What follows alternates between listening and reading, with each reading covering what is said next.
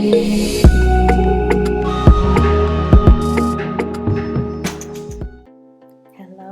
everyone. Welcome back to my channel. So my family and I just got back from out of town. We had to do some traveling. Unfortunately, we had a death in the family and we had to travel to go and celebrate her life. So we got back home a couple days ago and I am still realizing and feeling a little bit off. And I just had this aha moment thinking about why do I feel off and what is going on. And then I realized and remember, hey, you are still in the middle of some major transitions and changes in your life. And you just navigated the passing of one of your loved ones. And that inspired me to put this video together to just quickly share with you about how to navigate transitions and changes in your life. Transition and change are inevitable. If you're alive, then you're going to experience both planned changes and transitions and unplanned. And just according to human nature, any type of change is very uncomfortable. Even those changes that we've been anticipating and that we desire, they kind of force us out of our comfort zone and force us into new ways of being, new ways of thinking, and new ways of living. And it can be very uncomfortable and sometimes challenging. Every day we're facing off with something new, a new change, a new situation that we have not planned for. And I just wanted to offer 3 ways that we can navigate planned and unexpected changes and transitions in our lives. The first thing is to remember why. Remember why you decided to make the change that you made, or remember why it's important to reclaim your balance and your stability. When we envision our lives and think about changes that we want to make, and especially things that we've been anticipating and wanting to do for years, the vision of it is very exciting and energizing and sometimes inspirational. But what I found is that when you actually step into that transition, life has a way of throwing some unexpected gifts, I'll call them, in that transition that we had not planned for. This may show up as discomfort. It may show up in you having to change your mindset about things. Relationships might change, proximity might change. Many of these things we have no way of planning for. And if your change or transition is something that was beyond your control, like the passing of a loved one, then that level of discomfort increases. That level of feeling like you don't have any control increases.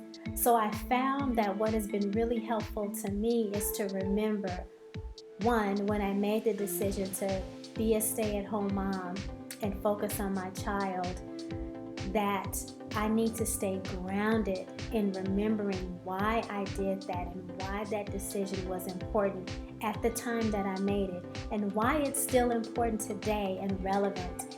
And grounding in that and finding and remembering the energy, the inspiration, and the hope and excitement that I had when I first made that decision. And for the passing of our family member, remembering that it is paramount that I find balance, because when our family is grieving, it is important for us to also find space to heal and to commune together.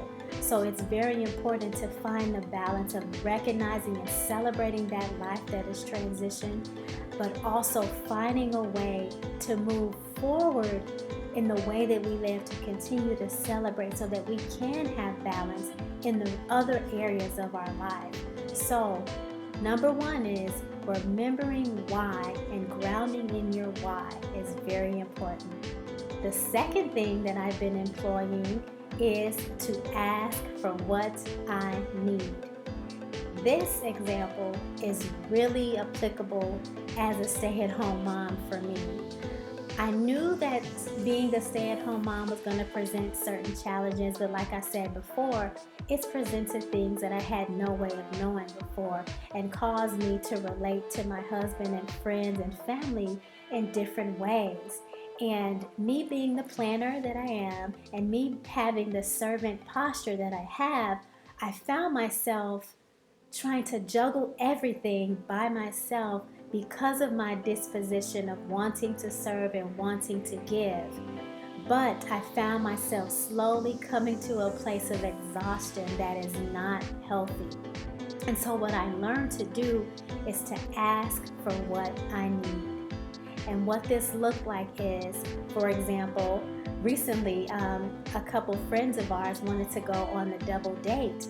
But like I said, we just got back from out of town to celebrate the life of one of our family members. And I was really wanting to protect the weekend so that we can do something as our immediate family together and not have a full schedule. So while my friends and I had not gotten together in a while, I wanted to get together with them, but I needed to just be honest with them and say, look, we need some space. We need to have some downtime this weekend. Can we plan for next weekend, or can we do an alternative to make sure that we're getting what we need as a core family, but also feeding into and nurturing our relationships? So I just asked for what I needed. Another example of this is asking my husband for help in ways that I did not know that I would need help. And what I found is it is very rewarding to not try to be doing everything on my own when I can leverage the strengths and the abilities of those around me to get to my desired end and to find balance and to find peace. It is so much more of a blessing than trying to be superwoman. So asking for what you need is going to also be very helpful as you look and try to find and reclaim your balance through transition.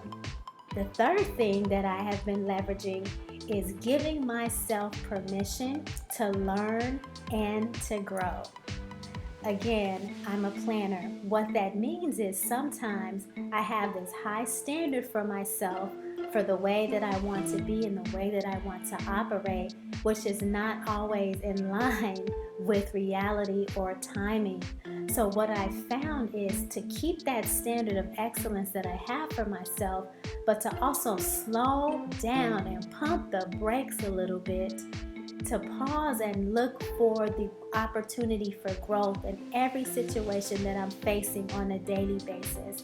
So an example of this is if I had a goal of a to-do list of 10 things to do in one 24-hour period. What I've learned to do is instead of measuring my success by how many of those things I've checked off my box, I've learned to measure my success by the memories that I've created, even though I may have checked off maybe 4 of those things, but to realize that there was value and growth built within those 10 things that are far more valuable than checking the list off of all 10.